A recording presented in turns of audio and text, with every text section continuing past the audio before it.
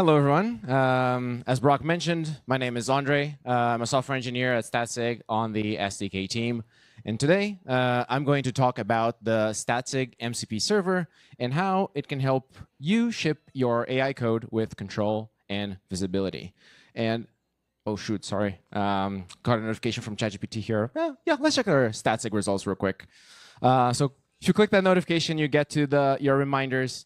And from there, I can start a new conversation, connect it to the Statsig MCP, and ask about what's the status on my experiment results. And it's going to interact with the MCP and bring back a table with a summary. This was a sneak peek. I'm going to get into details later. But just to quickly show you what is the kind of thing I'm talking about here. As I mentioned, this was powered by the Statsig MCP. During this talk, I'll have kind of three sections. First, I'm going to briefly introduce what MCP is and the Statsig MCP itself. Then we're going to go over some examples. And so if you have some ideas on oh, I would love to use for this, write them down because I want to hear them later. And lastly, I'm going to briefly demonstrate how you can set up MCP on your own computer and interact with our services. So first, the intro. MCP, for the uninitiated, means Model Context Protocol. And from the name, what it does is that it helps large language models, or AI models, add to their context data from third-party services like Statsig. And it's a protocol, which means that instead of each third-party service creating integrations for all the AI agents and apps, because it's a protocol, if you support the MCP, you should support most of the AI agents and vice versa. An AI agent can support multiple integrations. So as I mentioned, it's a way for AI agents to connect to third-party services like Statsig. AI agents in this scenario can mean many different apps, Cursor, ChatGPT, Claude Desktop, the CLI agents like Claude Code and OpenAI's Codex, and many others. And for third-party services, obviously today will be mostly focused on the Statsig MCP, but many companies offer these MCP servers as well, like Figma, GitHub, Linear, and so on. And is the most widely used protocol that lets AI agents communicate with these third-party services. And to go a bit more into details on how it works by these third-party services listing a set of tools where the MCP client or AI agent can then use to achieve the task or answer a query from their user. And it works kind of like this. Starts the MCP client sending a request to the server saying, in this case, with the command tools/list, which means give me what tools you offer. In this case, the MCP server would respond with get list of gates, get list of experiments, et cetera, et cetera. I'll show all the Statsig tools in the next slide. Then the MCP client can say, OK, if my user is asking about their gates, then I should call this tool, the get list of gates. So then it's going to issue another request to the server, which is then going to respond with the list of feature gates. If this sounds familiar, it's because this is pretty much what an API is. But it's a bit more optimized for AI agents. Honestly, I think it's more optimized for humans, which is also pretty good too. And as promised, this is the list of tools that we offer from the Statsig MCP today. But as I mentioned, this is kind of a way of optimizing an API for your AI agents. And so there's always how can we optimize this even better and make it easier for AIs to use our tools? As you can see, there's some creation tools, some getting information by ID, some listing tools like list experiments, list gates, and then updating each of these. And so these are kind of, to make an analogy with Lego blocks, these are the bricks that you can then use to build your houses, your castles, your robots. And so this is going to inform the kind of interactions that you can perform with your AI agent, or if you're building even a product on top of Statsig, these are the things that you could use. The goal is for this to be as comprehensive as interacting with the Statsig console itself. And so if there's anything that's missing, please reach out to us. We're very open to feedback. Next up, as I mentioned after the introduction, we're going to go through some examples. But first, I'd like to do actually a quick user interview here. So please raise your hand if you use Statsig on a weekly basis over here. OK. Can anyone share something that you do that would be good for it to be automated by AI? And we should have mics. Oh, I guess I can just give my mic.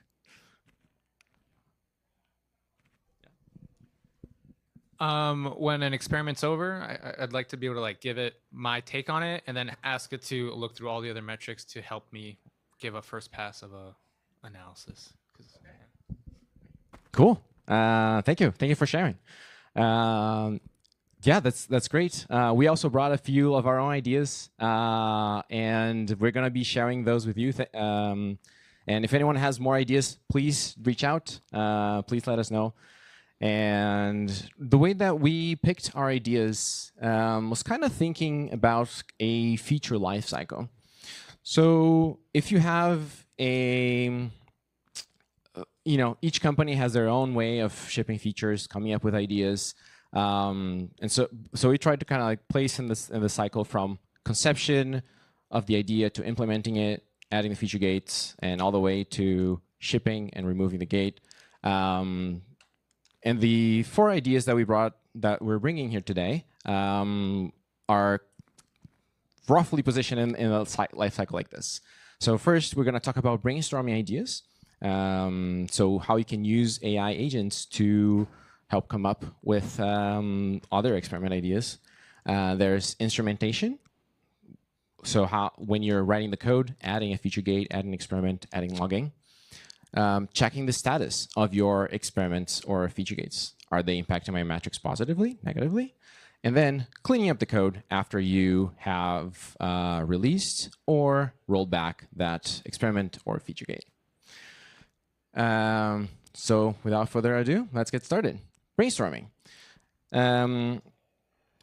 So I'm going to start with this video. You can see that I'm connected with Statsig already. And I ask for ideas based on other experiments, and that's when the AI talks to the MCP, calls the tool to list the experiments and see the other experiments that I did. And after some thinking, it's going to come back with a few ideas. This is in the context of a coffee shop app, just to illustrate what we're talking about here. And we can go over it more slowly. So this, again, the prompt, you'll notice here that we're connected to Statsig, and we have to set developer mode in ChatGPT. And I'll explain this in more details in two examples from now. But this is what lets ChatGPT talk to the Statsig data. And so after we send the prompt, eventually, after some thinking, it decides to call the get lists of experiments tool. You have to approve each execution because you want to make sure that AI is doing the right thing and not doing something that it's not supposed to do. And after approval, it's going to think and come up with ideas.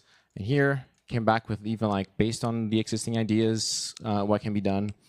And in the end, it even offers to draft one of those as a Statsig experiment. So you could simply go from like, hey, give me some ideas, like, oh, that's actually pretty good. Go ahead, go do this for me. So it could save you like plenty of time to get started on your experiments. And this is just the beginning of a feature lifecycle. Let's say that you came up with an idea of instead of in your coffee shop app, instead of using a grid view, you want to switch to a list view. And so you pass that idea along, that experiment along to someone else on your team that's going to implement it. And that's where the example number 2 comes in, which is instrumentation, or automatically adding gates and logging when writing AI code. And over here, in the coffee shop example, you can see there was a grid view, and we're going to ask the AI agent to test the list view. And it calls the MCP to create a feature gate on the user's behalf. So we've heard in the beginning that sometimes users just, developers kind of just forget to add the feature gate or add logging. In this example, we were able to, we didn't have to even prompt the AI to edit, to add to create a feature gate. And the way that this happened is by adding instructions in the agents.md file. That's a file that's kind of becoming a standard for AI agents to understand how to interact with your code. And so by doing that, it lets the agent knows that when it's creating a new feature to use the Statsig MCP instead of just going directly to the code. And so you don't even have to think about it. Just by adding that instruction in this shared file for agents. And in the example, once we ask it, it's similar to ChatGPT. It's like, hey, I'm running this tool that is going to create a gate. And you can expand to see all the parameters, make sure that they are actually what you expect and it's not thinking of something else. You click run, and then it's off to the races writing your AI code for you. And this is why we talk about giving you control over the AI code that you're shipping.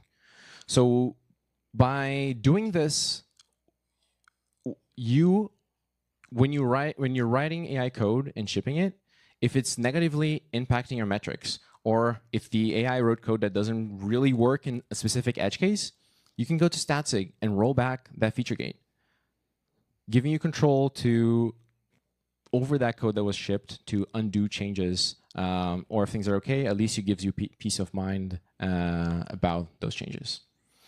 And with the change, it went from a grid to a list with the feature gate included. And once you add your feature gate, add your experiment,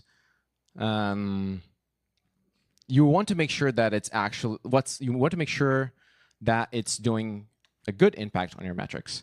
And so with the third example, we're going to talk about checking the status of those feature gates and those experiments. This is actually the video that I showed in the beginning. So we're going to just go through the screenshots right now. And as I mentioned on ChatGPT, so ChatGPT only supports custom MCPs if you have the highest tier, I think it's the pro tier, or the business tier. And by default, they only support a search and fetch tools. So if you want to use the variety of tools, you have to enter this developer mode. I'm not entirely sure of the reasons. I believe it's for being cautious so that the AI doesn't hallucinate and starts changing too many things on your on the Statsig console. But at least here you can yes.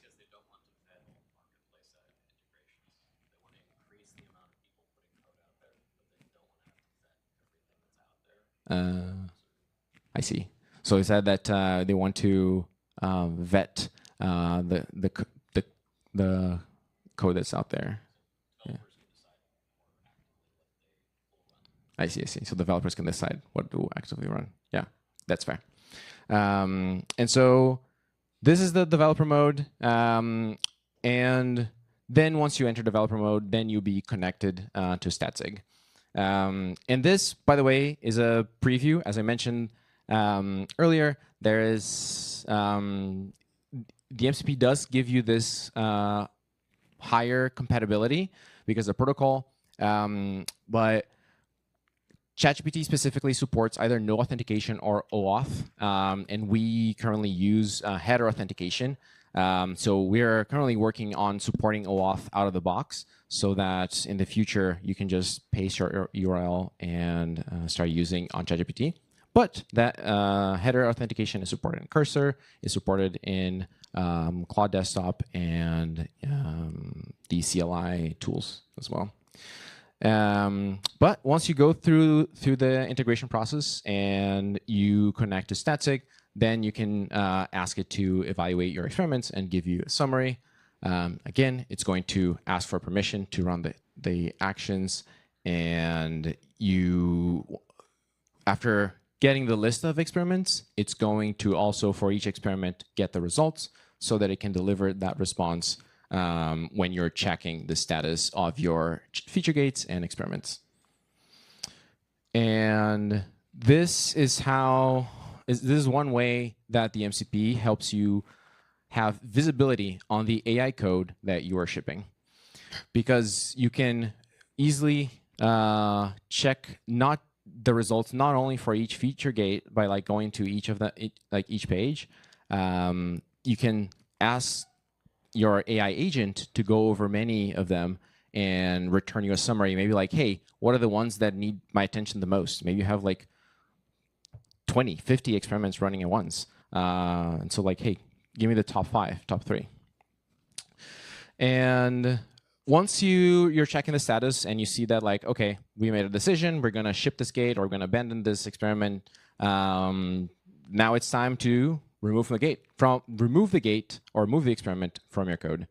And I'm sure that everyone here is very good at removing their experiments on time. As soon as you ship it, you go and remove from the code and create a commit, a PR, and done, right? Even us as Statsig actually suffer from having a few gates in our code base. It's oh yeah, we need to remove this. Okay, let's go do it. And so with the MCP, you can ask for your agent to go list the gates, go list the experiments that already have a decision, that have been launched, and ask it to remove them from your code base. I do recommend doing one gate at a time because humans still need to review the code, and so make the reviews a bit easier. But in this case, we knew which gate we wanted to remove, and we asked, there's a list in the grid view, and so we asked the AI agent to go ahead and remove that gate for us, and it goes ahead and makes the changes. Let's show the screenshot. So yeah, you have the list menu, you have the grid view, and then we ask, please remove this feature gate, and goes ahead, removes all the React hooks, etc. And now it's just lists. And these are the 4 examples that we bring to you today. Brainstorming ideas, instrumenting your code, checking the status of your experiments, and cleaning up the code. Maybe next time we'll also bring doing analysis on the experiments automatically. And then, yeah, so this is a few of the ways that we envision that the MCP can be used to ship your AI code with more control and more visibility. But this is not the only way that you can use the MCP for. So just like we want you to experiment in your products and create more experiments, we also want you to experiment with the MCP. Can it help you automate more of your workflow? Can it help you shift features faster with more confidence, more visibility, more control? Play around with it and let us know how it goes. And if you want to try it out today, this is where you can go for. So you can scan the QR code or simply go to our docs and search for MCP. You should find it. And I'll go through, wait for some of the pictures to be taken, and I will go. And there's either the JSON that you can copy paste in the tools. If you're using Cursor, you can click a button and it will take you straight to Cursor. You can paste your console key, and you can start talking to your agents with access to the MCP. Again, slower because I know the videos sometimes can be pretty fast. I'm used to like making videos for social media that needs to be like, you have 7 seconds to capture someone's attention. But anyways, if you go to the docs page, this should be pretty easy to find. You have the JSON that you can copy paste. You could paste your console key directly there. For cursor, we have the link that should be pretty quick to set it up pretty directly. And if you click that link, you paste it there. This should be pretty similar for other tools as well if you're setting up the MCP. And then from there, you can start talking to the AI. And as I mentioned, I invite you to test out the MCP. I invite you to experiment with it. Let us know of any cool new scenarios that you find. And the goal is for this to be a bridge between AI agents and the static console. And it should help you ship your AI code with a lot more control and visibility. Thank you very much.